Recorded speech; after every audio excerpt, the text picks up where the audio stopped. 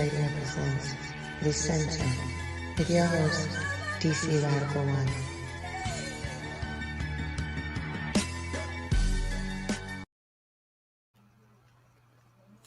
Greetings, Black family, and welcome to On the Wake Up Radio.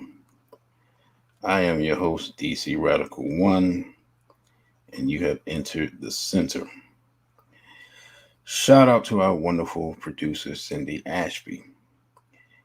You can check us out on SoundCloud, YouTube, iTunes Podcast, Google Play, Stitcher, Spotify, and iHeartRadio at On the Wake Up Radio.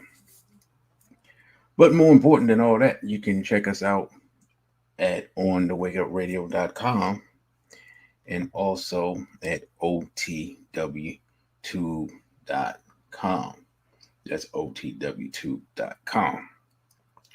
See, our wonderful producer has put the links in the chat. Greetings to our wonderful producer, BB40, Straight Black Proud to Brother, Pro-Black, and Plant-Based. Man, BB40 too. You got ripped off. Let's see, we got Straight Black Pride to Bola O. Straight Black Pride to Unique One Express. Let's see if I missed anybody. I think that is everybody thus far. So I was gonna wait for some more people to come in, but nah, I just get into it. But I didn't plan to be long. It's Dr. College saying, don't plan to be long, but we do plan to be strong. So that is the goal at hand. And I'll greet other people as they come in. Man, brother, you got ripped off is a true warrior. That brother came to the Straight Black Pride convention last week. He also came to the Chopping It Up session on Monday, and then went and basically had a cross country outing to get back home with his family. So we greatly appreciate that brother for all that he does in supporting the Straight Black Pride family. Talked to brother Janie this morning. He was on his way to continue doing the work with the Flyers, and I believe, and I thought it happened yesterday, but it may be a 2-day thing. But I believe there's a voting rights gathering here in DC. I know it was here yesterday because I know they showed some clips of Muriel Bowser, the mayor, speaking, as they continue to gain momentum for trying to make DC the 51st state. Now that it's, I believe it's over 50% European population at this point. And if it's not, it certainly seems like it when you go to parts of the city that were formerly controlled by us. So that's what Brother Janie's doing. He's been doing that work. He's been getting a lot of positive feedback, a lot of positive interaction with the Flyers. Again, if anybody is interested in getting Flyers from, and of course I put the video up, I guess a few weeks ago now, dealing with the C-19 situation, you can email Brother Genie at liberation at warrenhorizon.com, and he has those flyers. He can get you information on how you can either order them or you can get the print and print them out yourself. So today's subject matter is, and it's kind of tangentially related to what I just talked about, but it is simply, why are Black people so easily distracted? Before they Straight Black Pride of Brother Elijah.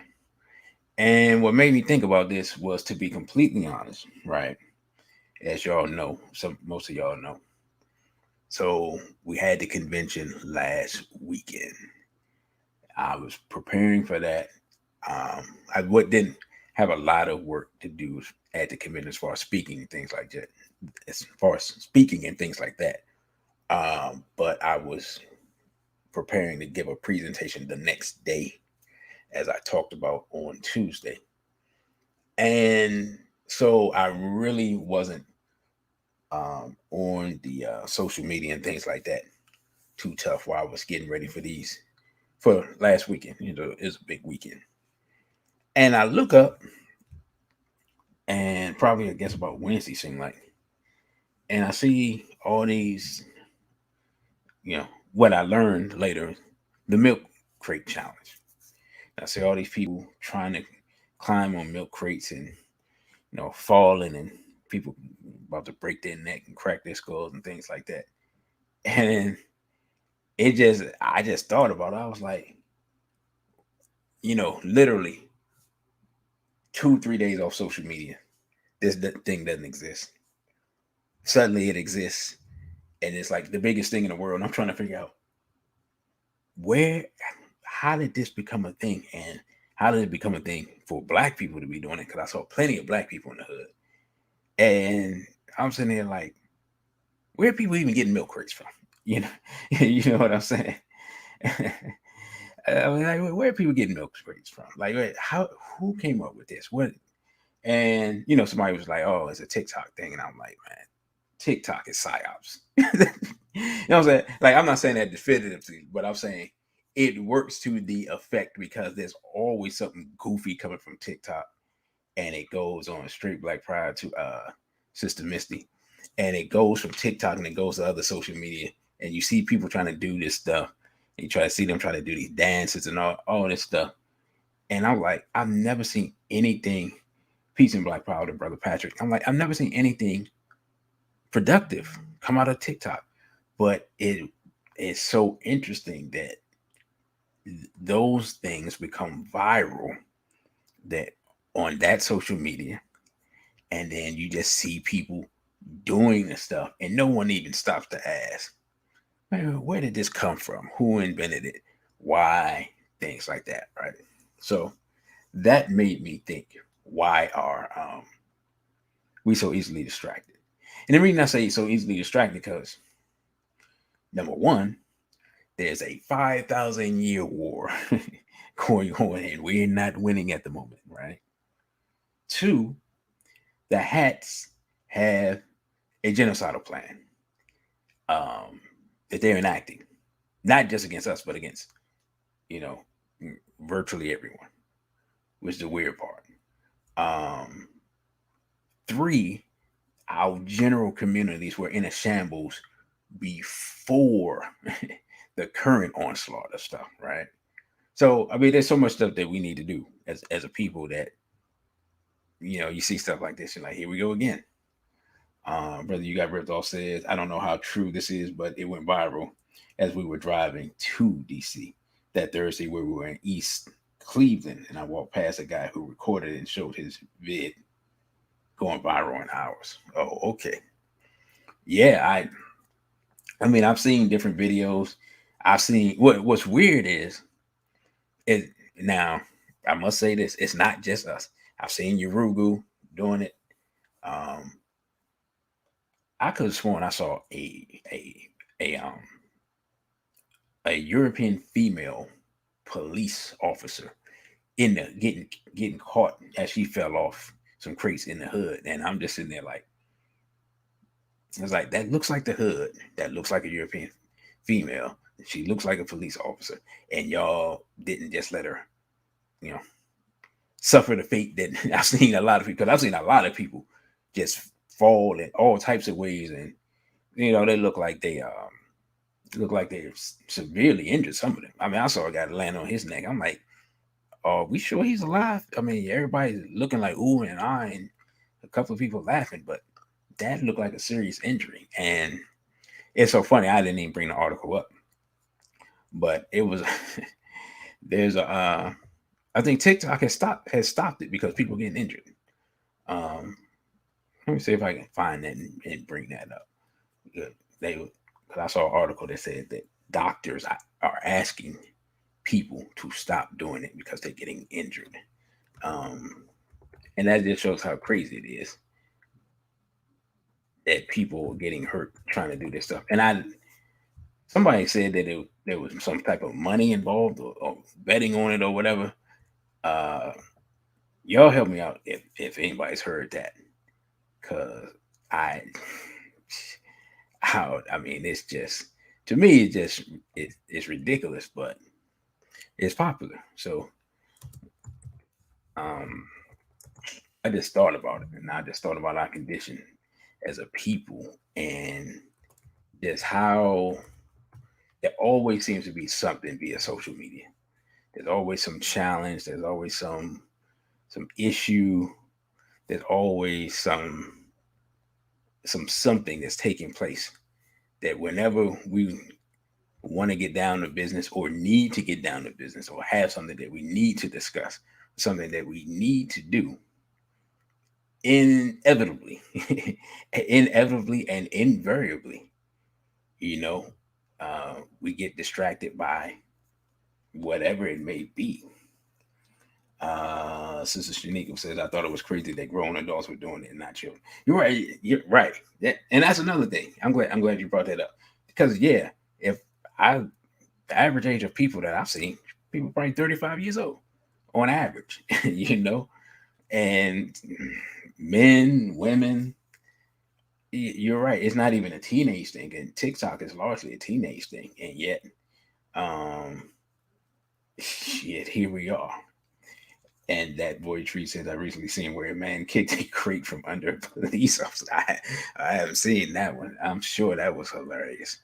Oh man, nah, now that's funny. I have not seen that. Um, I'm just laughing thinking about it. Yeah, now that, uh, you know, that is I can forgive that. That's productive. Get them up there, let them get all excited, and then bam. All right, so yeah, all right, here we go. Let's check it out. Let's add this, and it says TikTok bans the milk crate challenge because of injuries. So that's how bad it's gotten. That they just said enough's enough. People are actually getting hurt by this thing. So, and every time I just think about how crazy it is. It says this summer's viral craze of stacking milk crates in a pyramid and trying to climb them like stairs has been banned by the app that helped to give life to it. TikTok has deleted search results for the hashtag milk crate challenge and explained in a statement that the challenge was publicizing a dangerous activity. Shocking. I can't believe that they saying that was dangerous.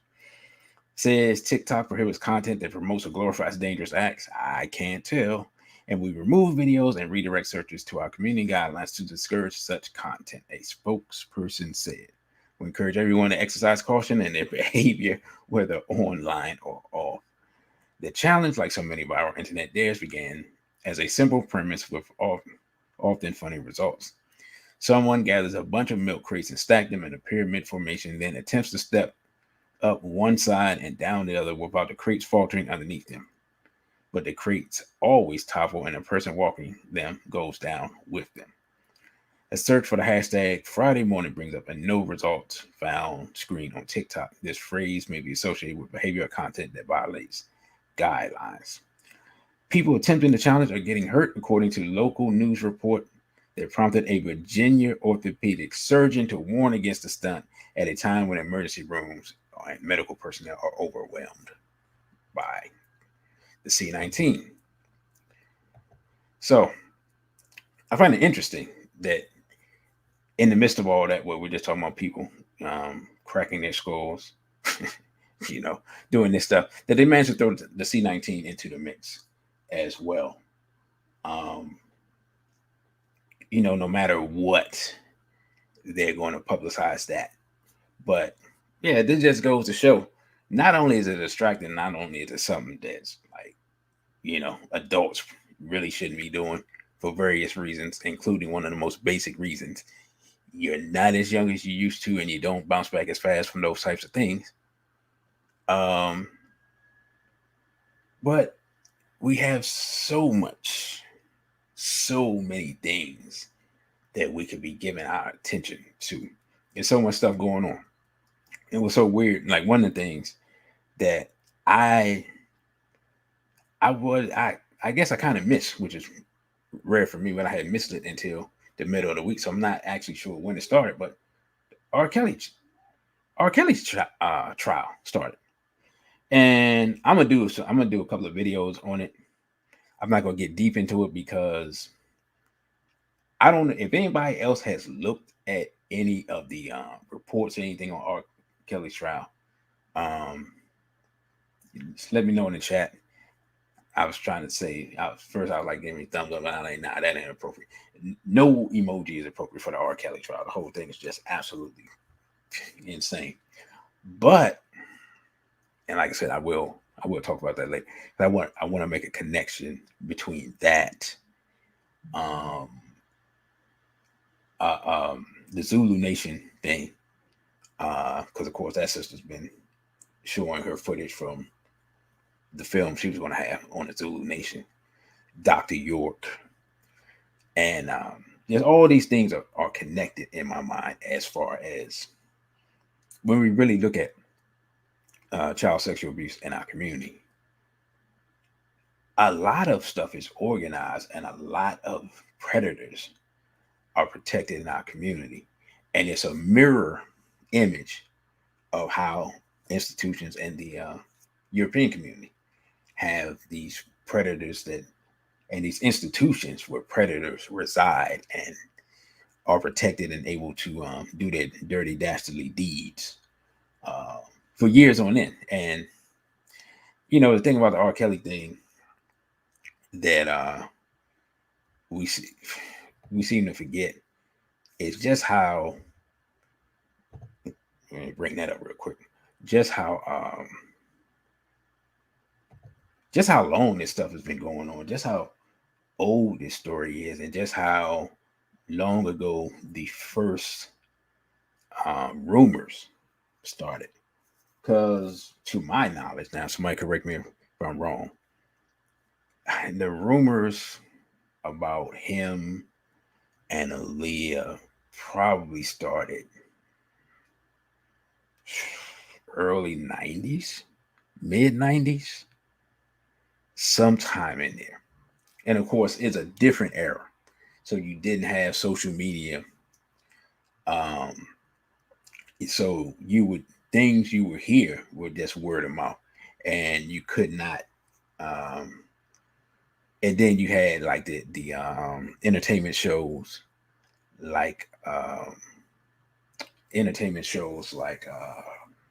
trying to think like whatever BET had for their entertainment shows. I can't actually remember the show, but I do remember BET covering it back then. Of course, BET was more. I guess it was still BET was probably still black owned at that time. It was more serious. It was covering things that we didn't get to see. Put the, put up the headline for this. Make that correct.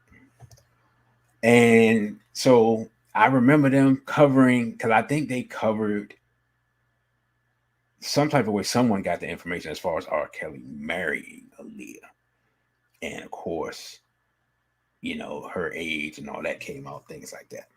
But the whole this is before Uncut. Now, this is I'm talking about. This is back in the '90s. Like this is probably the late '90s um, when they came out with that information. Because BT used to do news. Like if you're not at least probably if you're not at least probably 40, you're probably not old enough to remember when BT used to do serious news. They used to do serious social commentary. What was the guy's name? They had the guy Ed Gordon. They had him, and he was they had him. They had a sister named Bev Smith. She used to do a serious show, and I'm trying to think who else, but yeah, BET used to have serious stuff, and I just remember them covering it, and I just don't remember what show or whatever. And that was the first rumors I heard. And like I said, there's a different time where, and unless somebody, this before everyone had a camera on this, you know what I'm saying? This before everyone had a cell phone, really. At this time, people still had pages and stuff. And so news would not come out as quick, and then information was also not as definitive.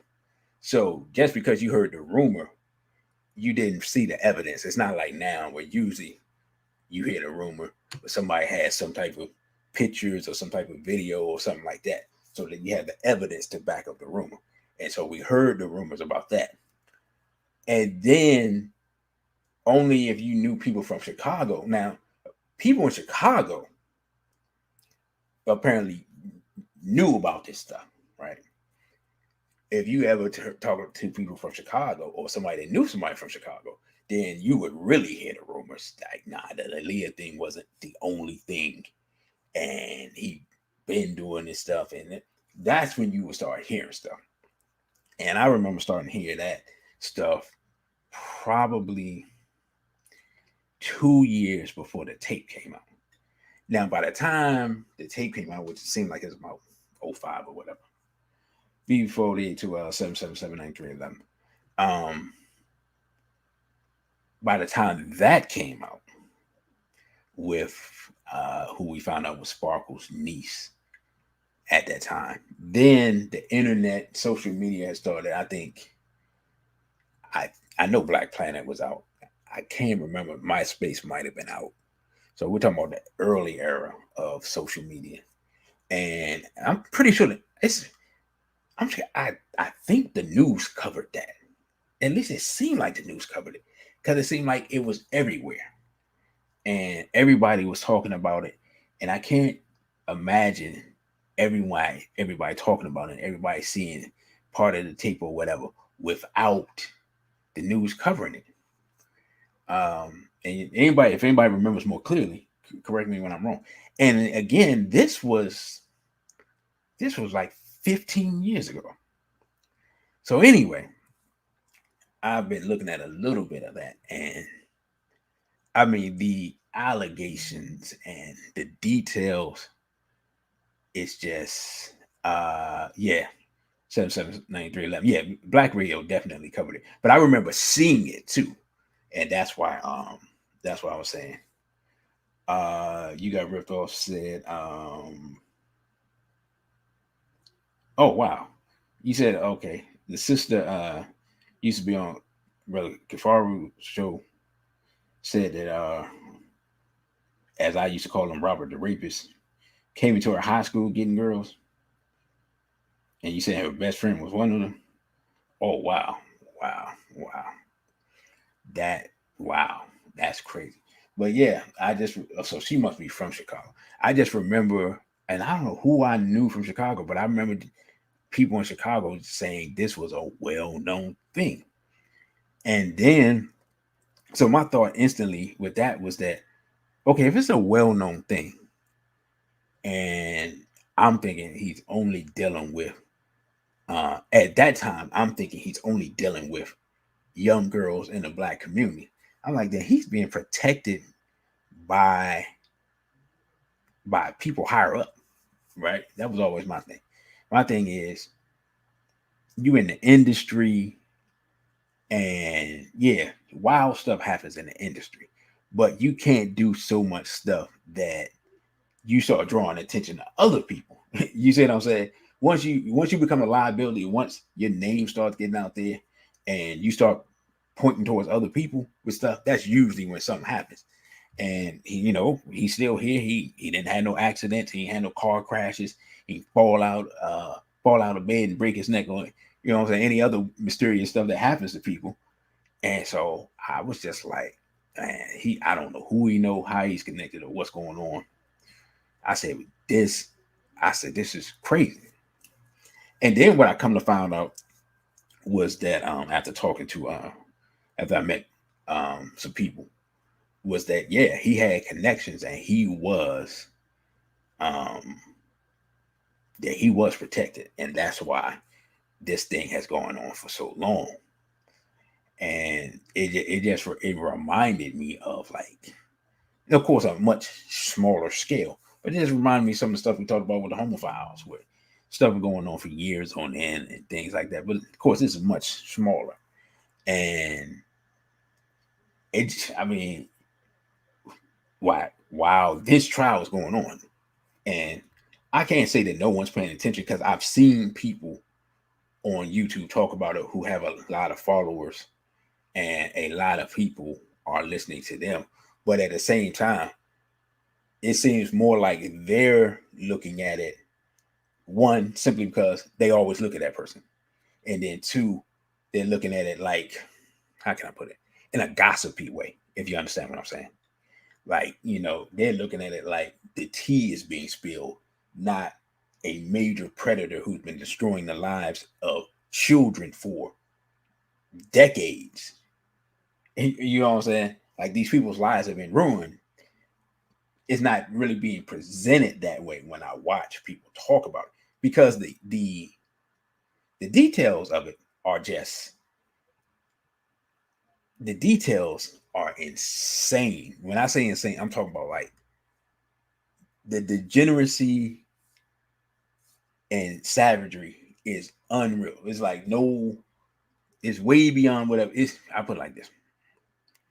I'll just make it simple. This is the type of stuff you normally hear about Europeans in high places.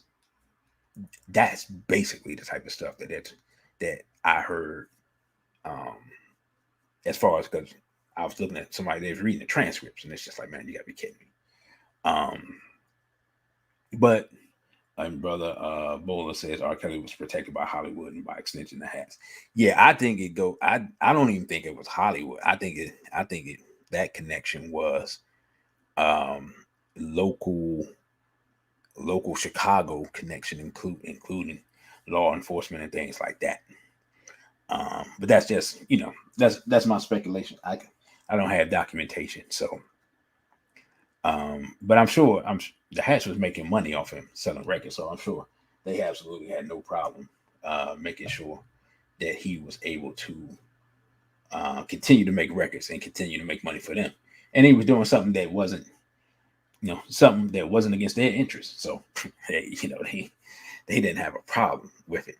So, but that's going on while the whole milk crate thing is going on. Of course, she's seemingly at the same time, and I wasn't paying a whole lot of attention, but America has officially lost the war in Afghanistan after 20 years. And I know we think, oh, well, this doesn't really affect us, but you gotta think about it. There's been a lot of black people that went over there and got shot at, shot up, blown up, PTSD, come back into our community, bringing those psychological issues to our communities. Because it's been 20 years.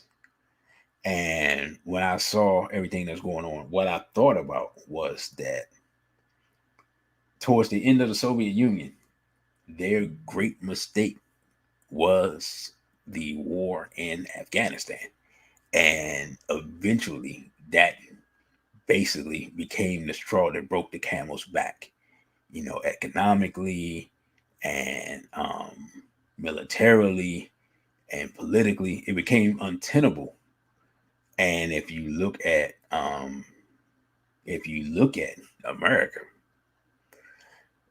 America is in a similar condition, but because you have a different system, it's not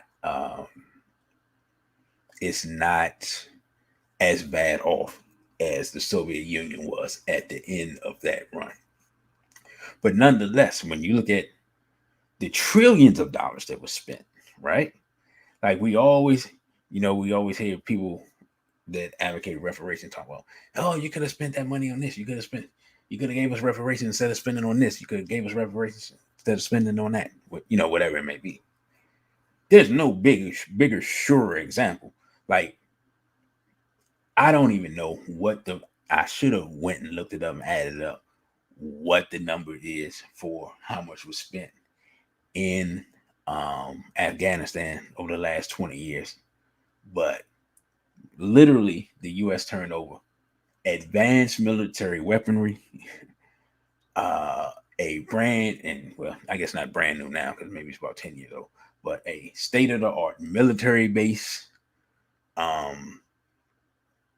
They left some money there. They confiscated some money from them, but they left There's some money there because literally in both places, in Iraq and Afghanistan, they were literally taking over wheelbarrows full of money over there. You know what I'm saying? Some of those wheelbarrows full of money have been left over there. And with all that being said, now they back doing drone strikes over there after all this time. And the craziest part is, and how this affects us is they're inviting people. I think Uganda, I think Dr. Mumbi, I think I saw her post this, where if I'm not mistaken, Uganda is taking in refugees from Afghanistan. And I'm just sitting here like, why? Why? Why? Why? And the sister says, does that mean the war on us will be full blown? Well, the war on us is full blown anyway, because the hats have enacted their basically their end game. You know, I always think about, for those who saw the movie Avengers Endgame, when Doctor Strange in the movie says, he told Tony Stark, we're in the end game now. And I believe that was 2019, you know, and then we had the whole C-19 thing this year and shut down the world and the Great Reset and all that stuff. That always resonates with me. So their war on us has, I mean, you know, they always keep a spot for us, but the hats have unleashed their war on to subjugate everyone. And I mean, when I say everyone, I mean everyone that's not a hat. So, but of course, it's like a boat. When the water comes in, if you're at the bottom of the boat, you're gonna be the first to drown. That's just kind of the situation Black people are in. We're at the bottom of the boat, water comes into the boat, we're in trouble first, and that's pretty much where we are. Wake Up World says that many other parents are responsible for giving their children R. Kelly. Many mothers sabotage protection, then complain about not being protected. I have not really gone into that to see. I haven't watched I haven't looked at enough of the case to validate that. So I can't say that one way or the other.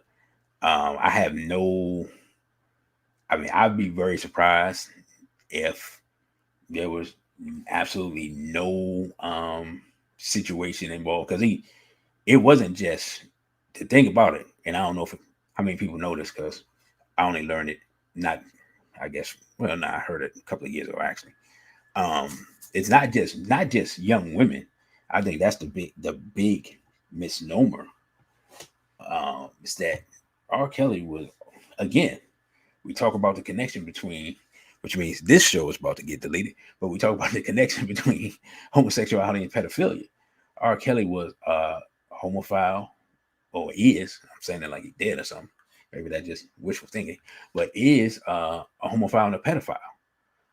He engaged in activities not just with young girls. Of course, Aaliyah was 14 to 15 when he started abusing her.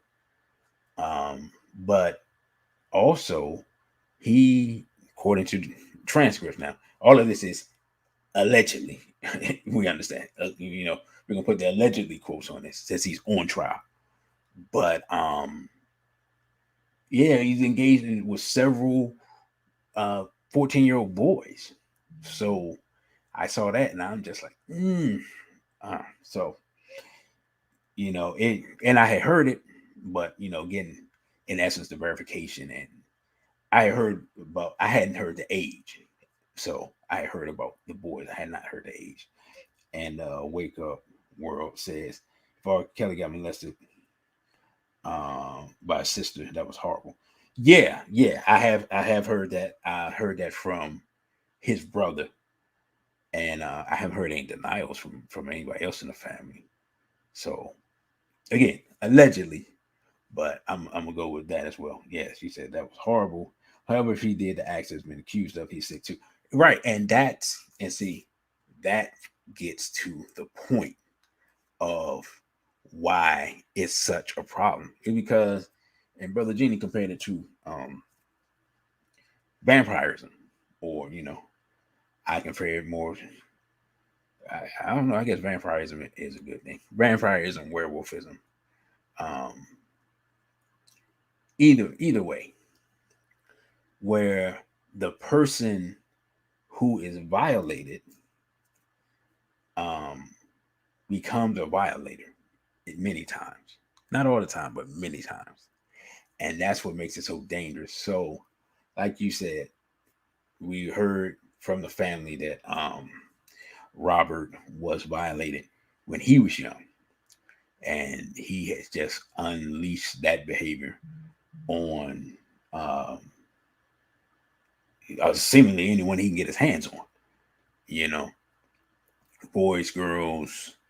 And the biggest thing, because I didn't want to make this a whole R. Kelly show, I didn't, because I wanted to do a short form video on that, but we are here.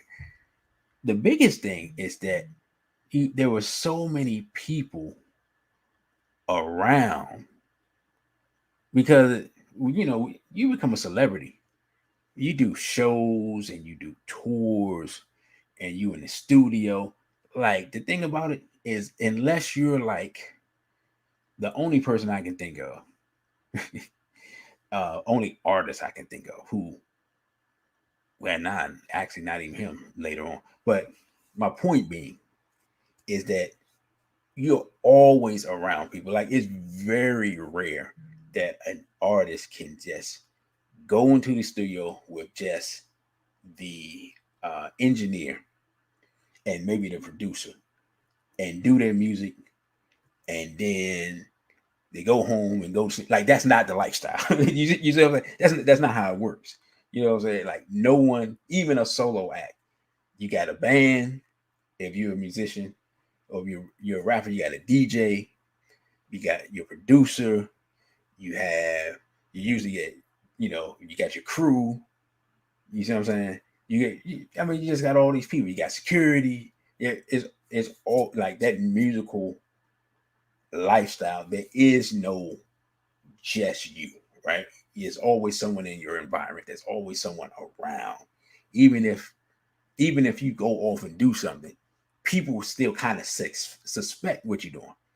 You're like, hey, where's so and so at? Hey, he dipped off with this girl. You know what I'm saying? No one has to say what happened. Nobody got videotape it or whatever. Everybody just suspect what it is. So that's the thing that really we really don't talk about. Like, I remember, and they showed this clip. He was on Showtime at the Apollo, and he was at Showtime at the Apollo. Him and the Public Announcement.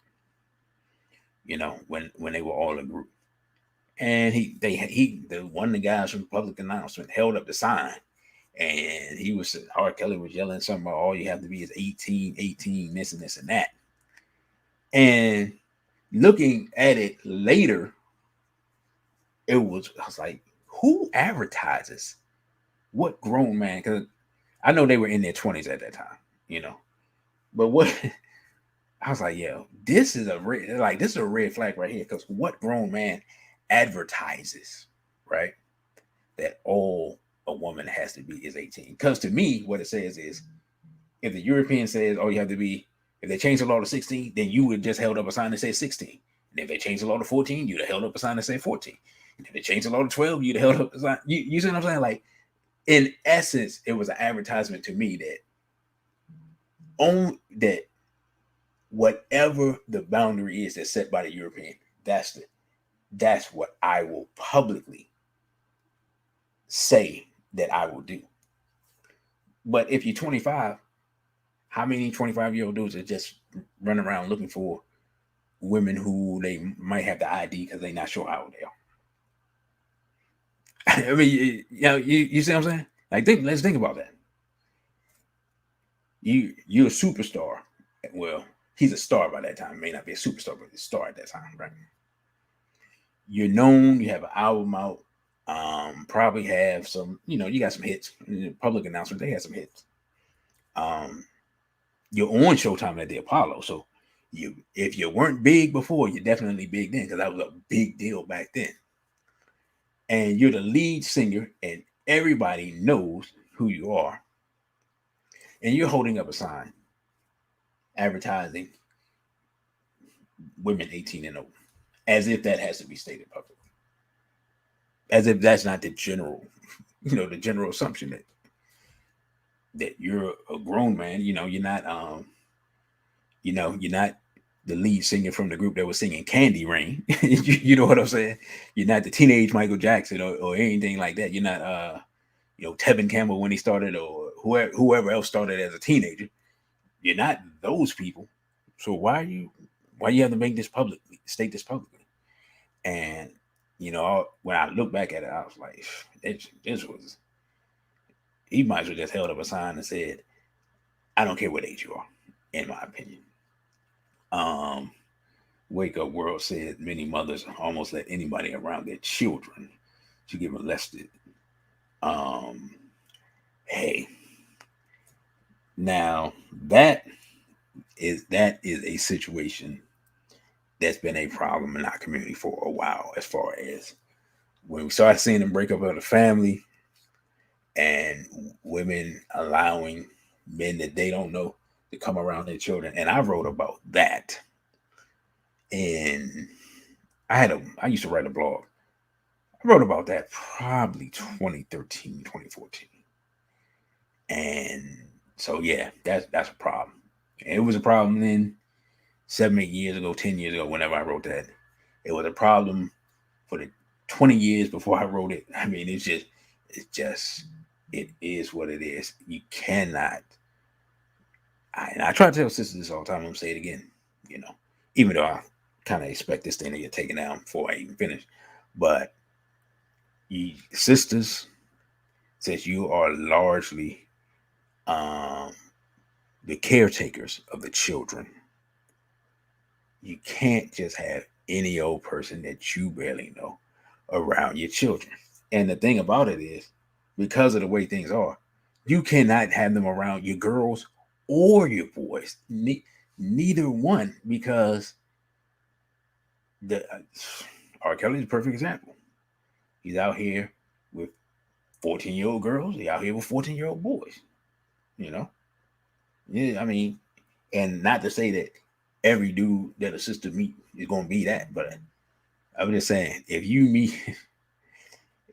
meet some guy and he just wants to be around your children all the time, especially when he don't have children, I'm just saying, yes, I'm saying it's a red flag, unless he's like doing work in the community with children. And then even if he is, normally if he's doing all that, he's trying to take a break at some point. It's a red flag. So yeah, I was watching that, and then like I said, I've been watching the information that the sister put out about Bambaataa, and that took me back to the whole York thing. And we've talked about the York thing, I believe. Those who don't know or don't remember, man called himself Malachi York, Dr. York, Dwight York. Apparently, he was arrested and convicted of many counts of many things, including sexual abuse of children, probably in the early 2000s. And the sister has made the connection between York and Greek Bambaataa. Like, Greek Bambaataa came under York's teachings and was spreading that amongst the Zulu nation, and including the more lascivious and sexually degenerate aspects of York's teachings, which weren't really known to a lot of people outside of his movement before everything went down. And from everything that everyone has said as far as the Greek Bambaataa issue, Greek was already degenerate and a homophile before his connection with York, but that him finding York kind of gave him a spiritual outlet and a what's the word I'm looking for? Um, God, it's a word I'm looking for, but basically that that relieved him of his guilt and allowed him a spiritual um spiritual reason to be able to do what he was doing. BB Toomey and BB 482 War Report. And so I just think about all these things as the milk crate challenge was going on and as the Afghanistan thing was going on. Of course, now our brothers and sisters down in Louisiana, they're looking out for storm that is coming through that area. And we all, if you're over a certain age, you remember Katrina and the aftermath of that situation. And just, anytime they say hurricane in New Orleans, I was like, and I've never been to New Orleans a day in my life, but it's what I immediately start thinking about. The pictures that they showed and the people just being stranded and people in the what was known as the Superdome at that time, suffering, and man, just the destruction of our people, man, and just to see it was heartbreaking. And brother, you got ripped off. So he lived through Katrina. Yeah, I think I remember you telling me that before, but I know I saw you posted. And yeah, it was just crazy. And I remember that's when it was a few things I remember from that time. One, and this must have been when y'all fell in love with Kanye West, because I never fell in love with Kanye West, but I remember Kanye West said up there saying, what did he say? Kanye West said, George Bush doesn't care about black people, right? And he said that, right? That was also the time where I remember Farrakhan saying that they had broke the levees. And then I remember that Baba Cambone saying that white people want to kill you. And if you've never heard that Baba Cambone speech about white people want to kill you, man, I wish I had that. I got that on my phone. Don't have it on my computer. That is, oh, you saying Kanye West said that in front of Mike Myers? That's who that was. I couldn't remember. I just remember some white dude looking like he just wanted to run away and get out that screenshot. He just looked like Secret Service is about to shoot both of them dead right there. But I remember Baba Cambone saying white people want to kill you, and he gave a speech on that, and I was just like, yo, and this was so weird. I seen Baba Cambone before, but I didn't realize it was the same person when I heard him give that speech. And I mean, that's always one of my I've reposted that thing on Instagram about 4 times. That's always one of my favorite speeches, because I mean, it was just raw. It was no like, there was no dogma, there was no dilly-dallying around, and no ducking and dodging. There was no saying it and hiding your hand. It was no, I'm not trying to it was just raw. I mean, it was like, I hadn't heard anybody talk like that since Dr. Collins. So I was like, yo. And in the context and at that time, I mean, how could you not just hear that and be like, you got a point? You know what I'm saying? I mean, we've seen the imagery. And of course, again, at a time where social media wasn't as big. And so there were things going on with the police shooting people and all types of other stuff that we didn't hear. Like, if you weren't in that area, we didn't hear about this stuff till later. And I remember at the time, I believe Dr. Cynthia McKinney was bringing information before they gerrymandered her out of her. I believe she was still in Congress while she was bringing forth that information. And if I'm not mistaken, they had hearings on it. Y'all help me out if I am. Y'all help me out if I am wrong about that. But I thought they had hearings on that. I thought she was there. She used to be a tremendous dynamic member of Congress, and really brought a lot of issues up for the black community that no one wanted to talk about. And those Europeans, even in her party, just they had enough of her. you know, it would. I would like this. There was no. Now that I think about it, I had no idea that there's no way they would want a Cynthia McKinney in Congress while they were rolling out Obama, because she would have given him the blues. I mean, she just would have. I can only imagine. She probably would have gave him a few minutes in office, see what he was about, and then just went to town on him like, "Hey, this dude it's not it," so forth, so on. And I've never seen an interview where she mentioned him, but I can only imagine what she would think. Brother Plant Based says, if TikTok has the ability to ban particular challenge, would it be safe to say that they are originators of this foolishness? And if so, should they be held accountable? Oh yeah, I have no doubt that someone, because I don't know, because some of these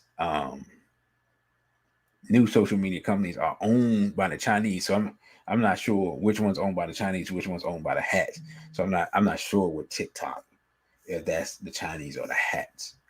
But yeah, without question, there is someone at these companies that are making certain things go viral, excuse me, and certain things not. That's why I said earlier, I believe again, I cannot, it's speculation.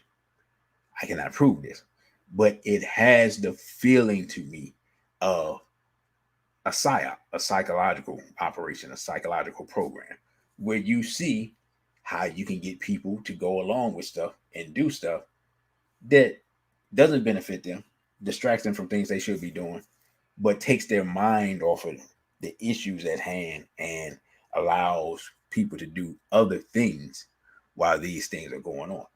And again, that's what it appears like to me. I could be completely wrong. I have no evidence or documentation for any of this stuff. You got Rivers off say TikTok owned by the Chinese. Okay. Yeah, well, now I didn't notice till recently too. Jeannie pointed out Chinese and hats, they are working on some things together. So that speaks for itself. And I'm trying to think what else was going on this week when I came back from my kind of mini social media hiatus. I just posted a couple of things just to keep my keep my channel warm. Or, well, not my channel because I haven't done anything here, but keep my Instagram warm, so to speak. And of course, oh yeah, and they just approved the Pfizer vaccine. And so, of course, they're using that to say that all of the people who were hesitant because it wasn't approved, well, now it's approved. And somebody had put out a meme with all the things that had been approved and then had the approval rescinded, which was quite a long list. And so, take the approval with a grain of salt. You know what I'm saying? Like, I don't see how you say War Force says they own it through ByteDance. That's the parent company. Oh, okay. I don't see how this changes anything for people who are hesitant to take it because of the reasons that they're hesitant to take it. Them approving it after giving emergency use, it's kind of just, to me, a changing of labels. I don't see, that they haven't publicly announced documentation of safety and long-term effects, and they can't because it hasn't been out a long time for you to test long-term effects. It's just, it is what it is. And so, and then I saw something and I did not, let me see if I can find it real quick. I think that I saw something that said that basically the, if I'm not mistaken, that a large percentage of the money that the FDA gets comes from the people that they regulate, which of course is a slight conflict of interest, you know. So let me look through and see what I got on that. Give me a second. Let's see.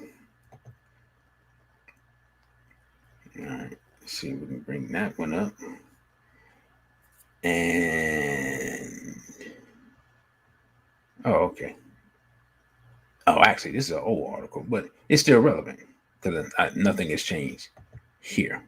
So let's bring this one up real quick and talk about this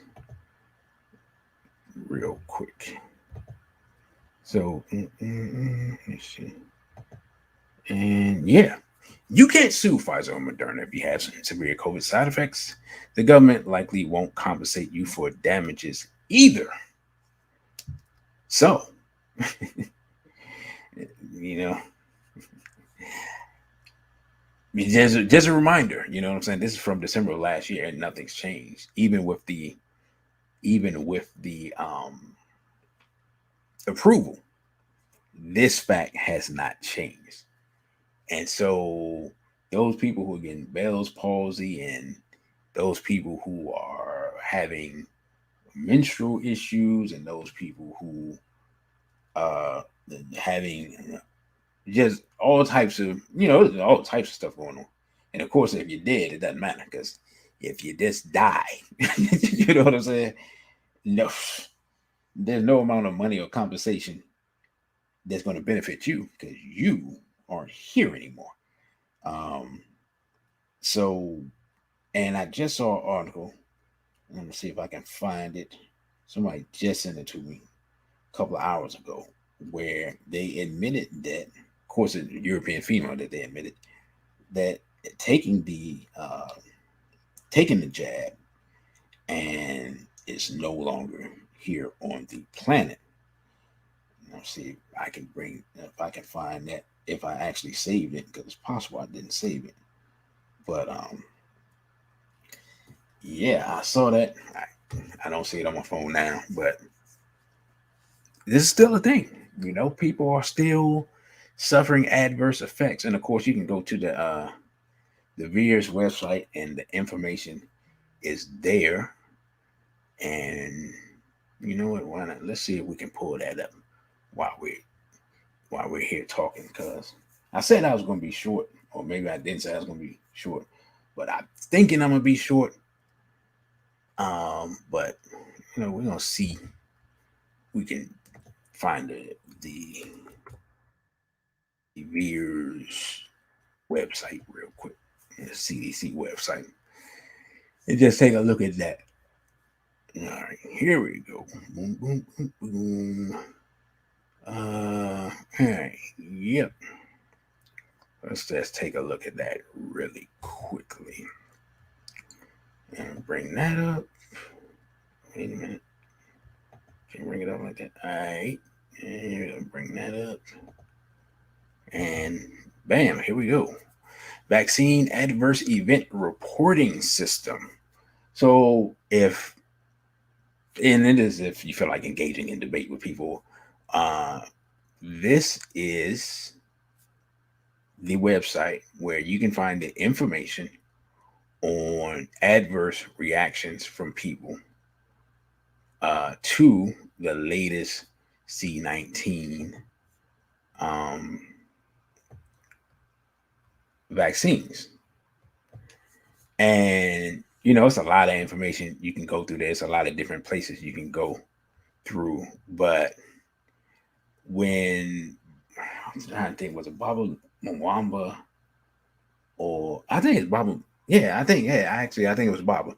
When he was speaking, I remember looking it up on my phone and just looking up the information and just seeing all like it's way more. And then this is the thing. In essence, somewhere on the website, it was saying that this is, I can't remember what percentage they said, but pretty much was saying that this is a small percentage of everything that is available, so that everything will not be reported to the site. But I remember looking at the site and looking at the statistics and things like that and thinking to myself, no one is talking about this in the public media. Um, no one is even, that I've seen. Now, I don't, unfortunately, or maybe fortunately, but I don't watch anywhere near as much mainstream news as I used to. So a lot of times I think something's happening or something's not happening, and it's very possible that there is somebody somewhere. But from what I've seen, I haven't seen anyone really talk about this website. I haven't really seen anyone talk about the data that's on. I haven't really seen anyone talk about the amount of people who are suffering from adverse effects. And it's extremely rare. Like it's extremely rare when they talk about breakthrough infections, and yet that's something we see more and more and more and more. Of course, I did a video on one with a younger, to me, a very young man, 36. 36 is young to pass away, just in general. But of course, he was had the full vaccination and died of COVID anyway. And I'm starting to see that more and more with people. Well, I can. It's being reported more and more. Starting to see it be reported more and more from people that this is actually happening. So they're admitting these facts. Um, and so that's something that's going on now where they're admitting these things as we have, well, really, Brother Genie has led that campaign, but as Brother Genie has led the campaign to inform our people of some of these things and inform people of alternatives that may be useful and may be viable. And of course, just your health in general. If you get more sleep, if you're in better shape, if you eat better food, you get more sun, you drink more water, you get your vitamin D, you get your vitamin C, you get your zinc, your immune system stronger just in general. You know what I'm saying? That's just saying, whatever the case may be, the stronger your immune system is, it's beneficial regardless of circumstance. Doesn't mean that you're going to be invincible. Doesn't mean you're going to live to be 175 years old. Doesn't mean anything like that. Just saying that general good health is more beneficial than bad health. And SK says it's too late to counter some agendas. The internet's like a stage of fools. I put it like this. Baba Baruti said, he's an African proverb, and I feel like it's appropriate for a lot of things. He says, give the warning, some will survive. And so that's part of the reason why we do the shows, part of the reason we do the lectures, part of the reason we go out in the communities, part of the reason that we, at least Jenny used to travel to different cities and so forth. So is to give the warning. And then those who take the warning, then you can organize them to counter the effects. You know, brother Kava has a song. Everybody's not going to make it. Everybody, we understand that everybody's not going to make it. Everybody's not going to listen. Everybody doesn't care. If you ever been to the hood and you see the way some people act, they weren't caring about their life before any of this started. So chances of getting them to change, it's slim. And then some people in the hood, it benefits them because they don't care. They can't be convinced to do certain things that are detrimental to them because they don't care. So it's weird how that works, but it's a benefit to them in a way, because when the people come with their agendas, they just ignore them anyway because they just look at them sometimes they look at the government the same way. Hey, that's the government, which is the same as the police, which is the same as them folks. And whatever they talking about, I'm just going to ignore it because I'm in the hood. They ain't doing nothing for me. And I just ignore it. Like I've come across that, and it's one of those things. It's like, well, not caring is actually beneficial in this case. But yeah, the fact that people may not listen, or the fact that some agendas are widespread, is not a reason to stop resisting. When I did my presentation Monday, that's why I put we exist because we have resisted. And as Dr. Collins said, we have to continue to resist in order to exist. So regardless of circumstance, regardless of how bad it looks, and regardless of how tired we may get, or how whatever, it don't matter.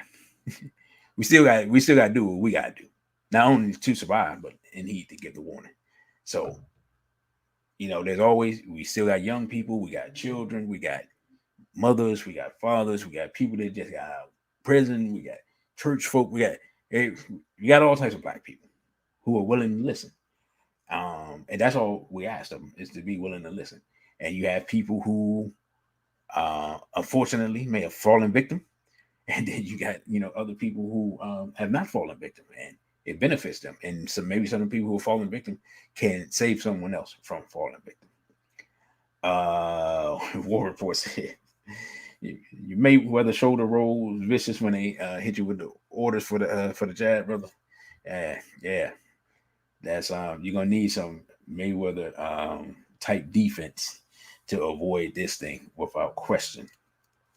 And brother, you got ripped off says, was just in DC last Sunday, spreading those flyers. A lot of people already got the assassination. And after hearing me out and reading the flyer, they were interested. So it's never too late. Thank you, brother. You got ripped off for your testimony. Brother, you got ripped off was here doing the work. Again. And so, yeah, I mean, because as we see with did I talk about that? Have I talked about that with the booster shots? Y'all let me know. But yeah, they're talking about booster shots after 5 months. And I can't remember exactly which one, but let's try to find that while we're here. Might as well bring that story up and try to find that. But yeah. So we're talking about, hey, it is, it's too late, but maybe let's see. Maybe people, whatever happens, people won't be totally destroyed. You know what I'm saying? Let's see. All right, let me see if I can bring this up. Sometimes you bring up articles and then they want you to pay to actually read the article, and that's why I don't always leave the stuff up on screen, because you go to it and they're like, oh, no, you can't read this. You got to pay that. You can't sign up for this. You got to subscribe for that. Yada, yada, blah, blah, which looks like what I found here.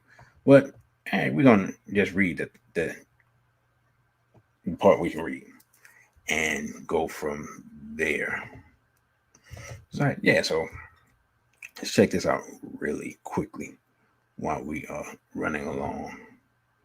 And if y'all want me to, wait a minute, what happened? And if y'all want me to, yeah, that's another thing. If y'all see a story and y'all definitely want me to talk about it or make a video about it, I know War Report wants me to get into the Indian folk, for lack of a better word. I'll have to dig into the archives for that one, because that's more like a lecture topic, but I'll see what I can do with that. All right, so let's check this out. And can y'all see it? No, you can't see the title. My bad. Let me fix that. Scoot back. And yeah, it says Biden administration likely to approve COVID-19 boosters at 6 months. says Pfizer BioNTech have requested clearance of COVID vaccine boosters that an official said could be administered 6 months after the previous dose. And we're going to read a little bit of the article that we can read for free. And it says federal regulators are likely to approve COVID-19 booster shot for vaccinated adults starting at least 6 months after the previous dose rather than the 8-month gap that they previously announced.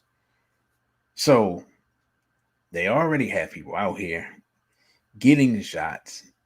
They're already admitting that getting the shots doesn't stop you from getting the virus. And they're also admitting that it doesn't stop you from spreading the virus. But with all that being said, they want you to get a booster for the thing that isn't really working. They want you to get it sooner. Make of that what you will. It says data from vaccine manufacturers in other countries under review by the Food and Drug Administration is based on boosters given at 6 months. The person said approval for boosters for all. Let's see what that said. Approval for boosters. I lost my place. Oh, for all 3 COVID-19 shots being administered in the U.S., those manufactured by Pfizer and partner biotech SE, Moderna, Inc., Johnson & Johnson, expected in mid-September. So basically a couple of weeks from now. Biden administration companies have said that there should be enough supply for boosters that they plan to begin distributing more widely on September 20th. Okay, 3 weeks from now.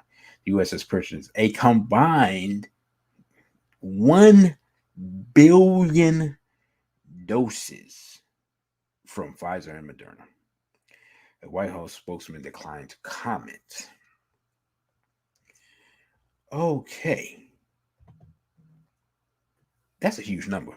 1 billion doses. So, despite everything, and despite people having adverse reactions, despite the vaccines that they have out not being effective against the Delta strain, despite them talking about, I've heard about a Lambda strain now for a few weeks. Despite all these things, they're recommending booster shots, and the government has one. I feel like the guy, what was that movie where the guy was like $1 million? I feel like that. 1 billion doses. Now, here's the thing. It's about 330 or so million people in America. You need 1 billion doses for something that they told us is safe and works. Which, if you saw my other video where I talked about what a vaccine is and what it's supposed to do, this doesn't qualify.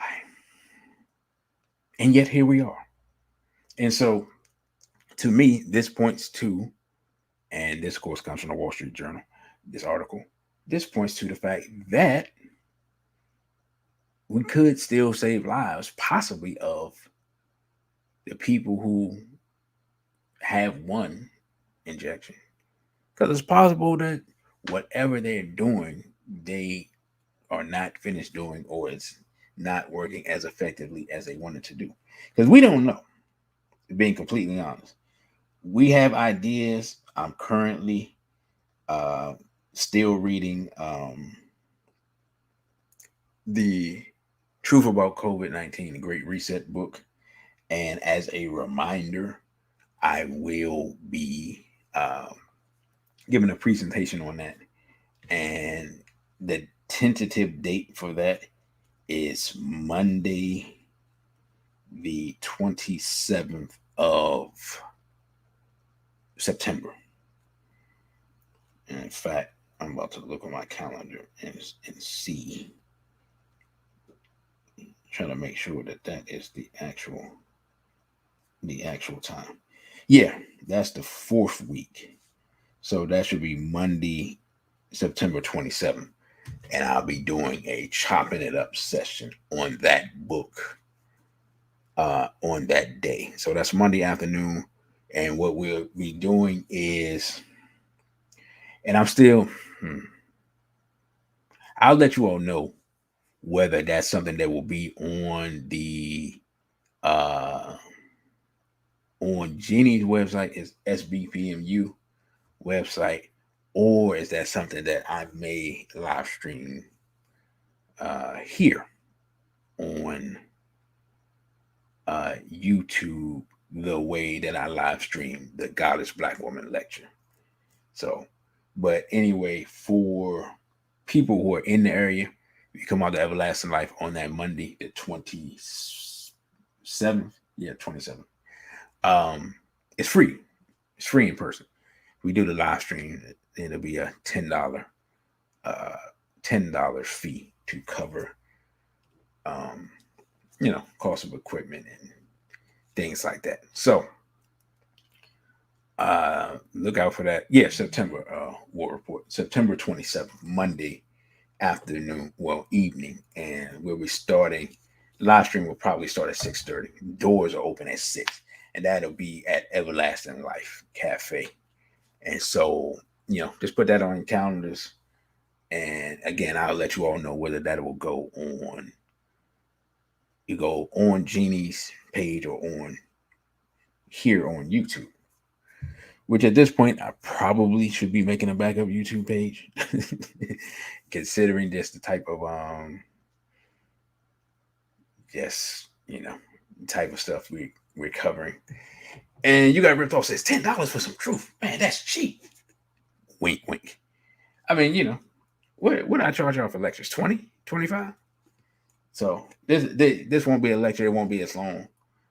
It will be interactive. The reason, and I know Brother Jeannie was able to do it a little bit last time, but the reason I probably do it on YouTube is because I can have someone, the way I'm interacting with y'all now, I can have someone read comments, things like that. So when we get to the Q&A or the discussion part, then those who are watching it online can be more interactive. I can take your questions directly, or if y'all even want to ask somebody in the audience, or ask Brother Jeannie, because he'll be there. If y'all want to ask him, or we have somebody else, like we have natural paths that they've been there at Everlasting Life. So sometimes they'll be there. If you want to ask one of us, it'll be more interactive. So that's what we're looking at now. We're just trying to figure out what's the easiest way, or what's the way that will get the most people to view it and interact with us. And also, and I know I said this last week, but I'm saying it again, you can go to Brother Jeannie's his website. You go on warnhorizon.com, and then you can purchase the book from him, because I got mine from him. I'm not even sure who else is selling it, but I got mine from him. You can get yours directly from him as well. And if you want to, because in essence, and I know me and Brother, you got ripped off, we were talking about it, but in essence, this will serve as a de facto book club, the Chopping It Up, because I'll be doing a Chopping It Up each month, and most of the months there'll be a book assigned, in essence, to the Chopping It Up. So there'll be a book to read before the Chopping It Up. In this case, The Truth About COVID is the book to read, and then as time goes on, like I'll announce it at the next Chopping It Up. I will announce what the subject matter and what the book is for the Chopping It Up after that. And I try to keep it to books and subject matter that it's not too obscure, because there's some things I'd probably like to talk about, but finding the books to go with it would be a task, because I have some books that I have some rare books, books that have been taken out of circulation and things like that. So again, that is Monday. It always throws me off that it's Monday, September 27th, and we will be doing the Chopping Up session on The Truth About COVID. And so, like I said, you can get your books at via Irritated Genie's War on a Horizon site, which will take you to his new site, and you can navigate that and get to the book section. And also, like I said last week, he has new um, t-shirts that he's selling. One of them is Know Thy Enemy, which I'm gonna have. I haven't bought it yet, but I'm gonna get one of those. That is because I talked about that on Instagram, and I was talking about the situation with unfortunate situation with Baba Renoko Rashidi, and his apparent he he put it on his Facebook. He took the jab, I guess, a month or so before his unfortunate departure. So I mean, this stuff is real. We got Hank Aaron, we got Baba Renoko Rashidi, we got uh, Marvin Hagler, possibly DMX. You know, and a lot of people. Right? So it's just do your due diligence and do what's beneficial for you and your family. But this thing is serious. You gotta. It's one of those things where you got to research the research, and unfortunately, it's one of those things where you guess wrong. Probably not good. Like all I can say is that I know a lot of people who have not taken the jab. Most of them are in reasonably good shape. Most, in fact, being completely honest, most of them are in better shape than I am, and they've done fine. And a lot of them have situations where they interact with the people. You know, people are entrepreneurs and things like that, so they have to deal with people, and you know, and then some people are what's the word? What do they call them? Essential workers. So they had to go make their money, and they had to interact with people, and they've been fine. You know, and again, to reiterate what they have said, the science says the jab does not stop you from getting the virus, nor does it stop you from spreading the virus. It simply is meant to lessen the symptoms.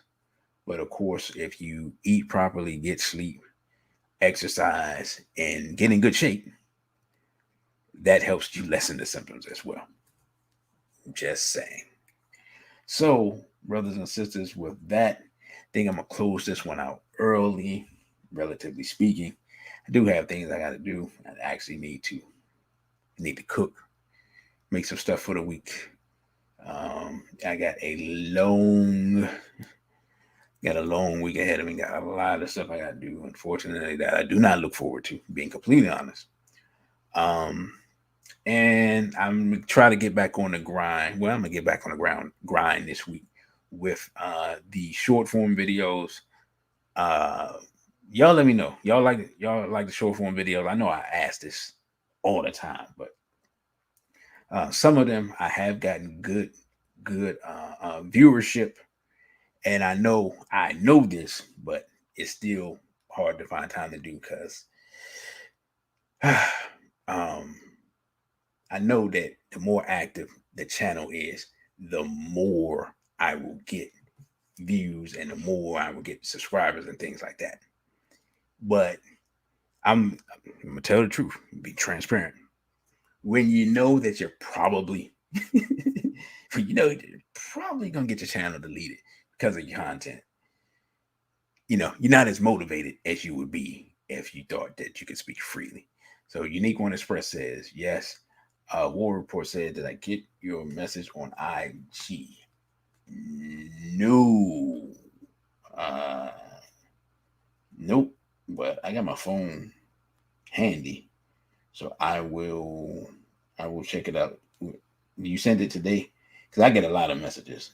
Yeah, a lot of messages on IG. So,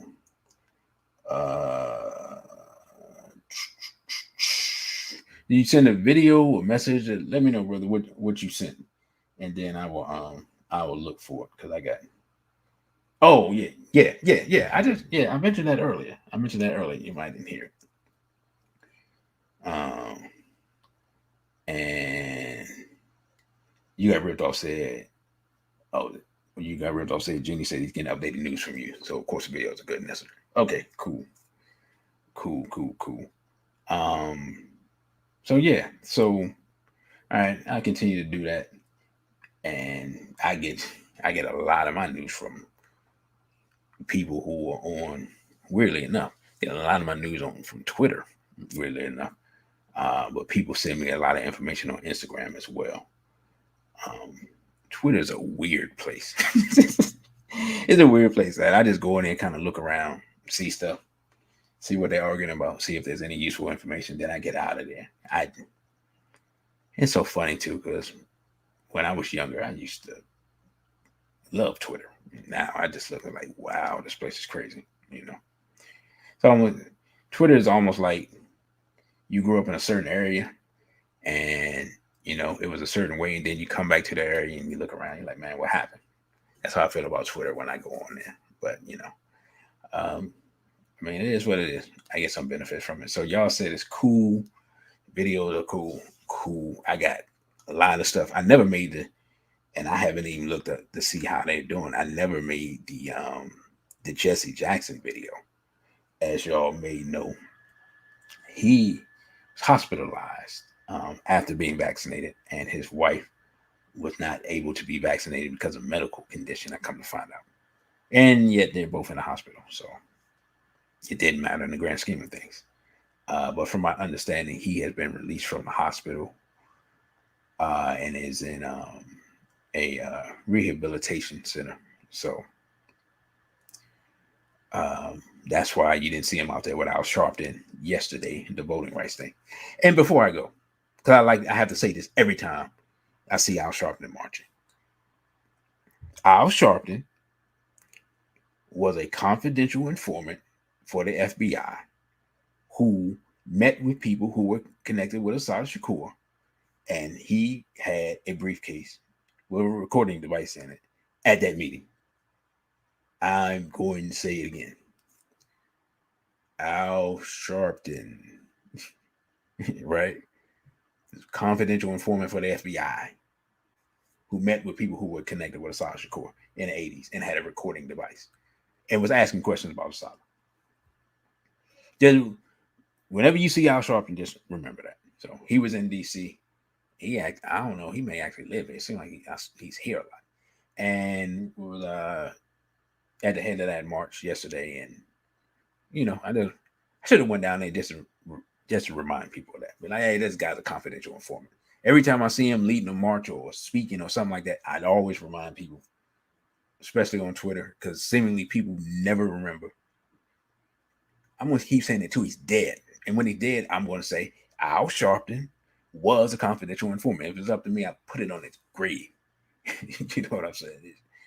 It amazes me, man, that we have people who are admitted informants leading quote unquote black organizations. All right, I'm finished with my rant. Just had to get that out. Let's see. You got ripped off. Breaking news. It says story just came out yesterday. A judge revoked a Urugu parental rights to child for not have. Oh, send me that, brother, please, for not getting the jab. If they're doing it to them, then they've been doing it to us. Well, to that point, another one bites it. Unique One Express been on my page. Yeah, it's been a while since somebody famous Urugu has gone. But it's been a while since I broke out another one bite the dust. Peace to Brother Crow. The DC, man, that's right in line with that DC law, because that DC law that they passed, I guess it was last year, that people are fighting now, would allow 11, it was, I believe, 11-year-old, either 11 or 12-year-olds to consent to vaccines, which, I mean, come on, man. It is insane. But now you're saying that they're making moves to remove parental rights. Yeah, that's big. definitely send me that because I'll make a video about that immediately because I had not heard that until you said it. So you're gonna email that to me. All right, cool. So now you got ripped off breaking news for us. That definitely something people gotta hear. I mean, and let me say this real quick, and I'm gonna actually get out of here. This whole Great Reset COVID thing is a one situation, and y'all gonna be mad at me. That's why I'm kind of glad to say that. Then this is gonna be the one situation where we're probably going to have temporary alliances with permanent enemies. And when I'm saying that, I mean it just like that, where we will more than likely have to have temporary alliances with permanent enemies. And with me saying that, y'all understand what I'm saying. I ain't talking about no alliances with no hats, because the hats are the problem. So you read between the lines of what I'm saying. And again, not no loving, not being friends with, not kicking it Willie Bobo with, none of that stuff. But we may have to have temporary alliances with permanent enemies to beat back this assault. Because if you follow me on Instagram, you saw the type of stuff that I posted that was going on in Australia, which was completely insane. And it's just a matter of time before those types of things come to us here. And so, I mean, organize or die, like I said before. And I guess I need to reload the organize or die, um, organize or die stream that I did. I still, I gotta look and see. I thought I edited it, but it's possible I didn't because I never loaded it. And so I gotta go back and listen to that again and look at it and put that back up, because that was actually, I think, an excellent live stream. That's the one I did. Started off with Baba Kwame Ture, and I was unfortunately interrupted. Had something I had to take care of at the end, but I think I'll load that back up as well sometime this week. And so they took that down for quote unquote copyright because of my intro music. So you see, I kind of changed the intro music again, but hey, it's no guarantee that they won't do that to this one. And so if you come looking for this one because you missed a part of it, and you come tomorrow and you don't see it, that means that I'm probably be editing it, excuse me, in the morning and chopping it off. And Brother Crow says that's the art of war. We have to play chess and not checkers when it comes to our survival. Absolutely, no question, bro. No question. So with that, brothers and sisters, unless you got ripped off, is gonna let's see, gonna break some more breaking news. Thank you all for listening. I thank you all for those who are subscribed. Thank you all for subscribing. Thank you all for sharing. For those who do that, again, make sure you go past OTW2 and start an account, and let me know when you do so I can follow you back. Again, you can follow me on Instagram at dc.radical1, on Twitter at dc_radical_one, at OTW2 at DC Radical One. The Cash App for you to donate, $ DC Radical One. Of course, this is the YouTube, capital D, small c, Radical One. And the email is dc.radical_one at protonmail.com. Again, I thank you all for everything you do, for listening, sharing, subscribing, supporting, helping, coming to events, everything. With that, I say, Abibi Faodie, and straight black pride.